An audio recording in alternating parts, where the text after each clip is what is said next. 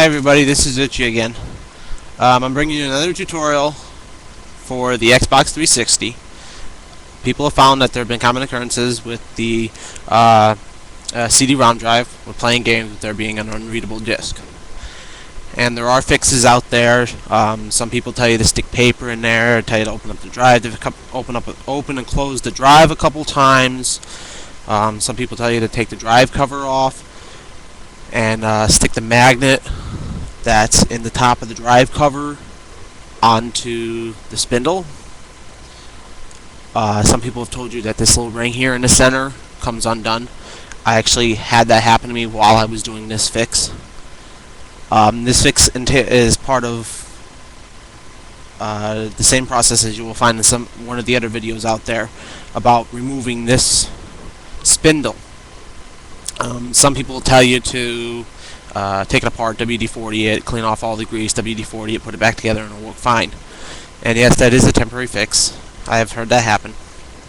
Some people have told you to completely change out the motors, which is another possibility I've heard.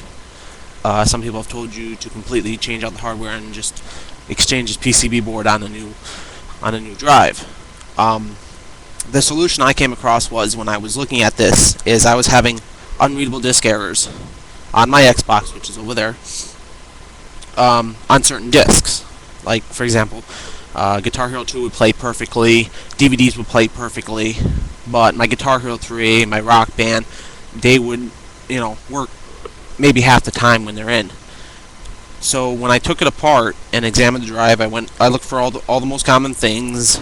I looked at the spindle, I looked at the magnet on the top, I even looked at this spring over here that's in the corner. The problem that I came up with when I flipped it over and actually took the cover off to look at the bottom here is there's two screws, and I don't know how well you can see them. There's two silver screws, one on the right and one on the left. Now the thing I noticed with them is they weren't tightened down all the way, and my assumption on that is they came loose just from the drive vibrating. Like, this spins at a very, very high RPM. So I'm assuming that this came loose from the drive spinning and vibrating.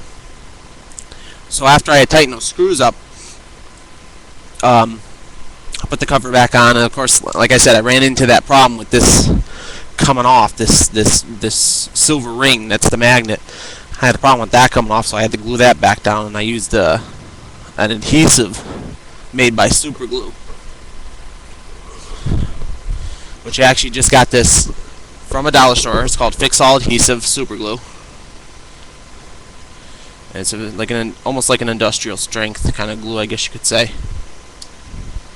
And that'll fix it.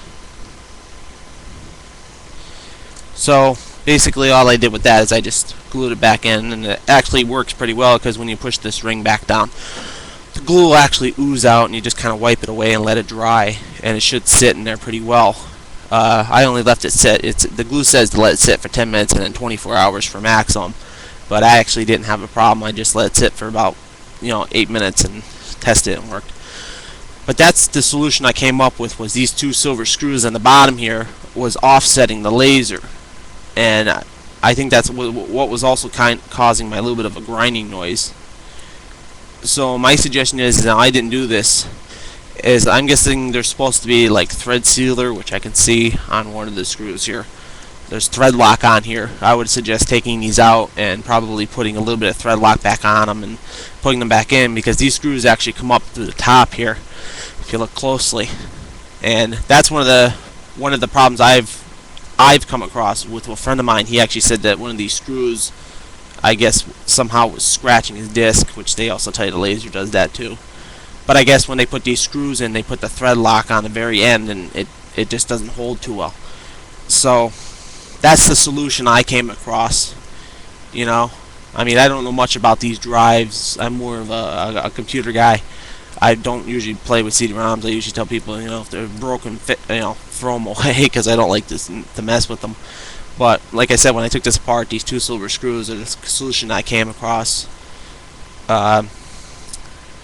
So just leave a comment at the bottom. Let me know if this worked for you. If it did, great. I mean, it makes it a lot easier than having to buy a brand new drive or or buy a whole part system just to replace this. So yeah, leave a comment on the bottom. Let me know if it worked. Let me know if it didn't. Tell me what worked for you. I'd appreciate it. Thanks, guys. See you later.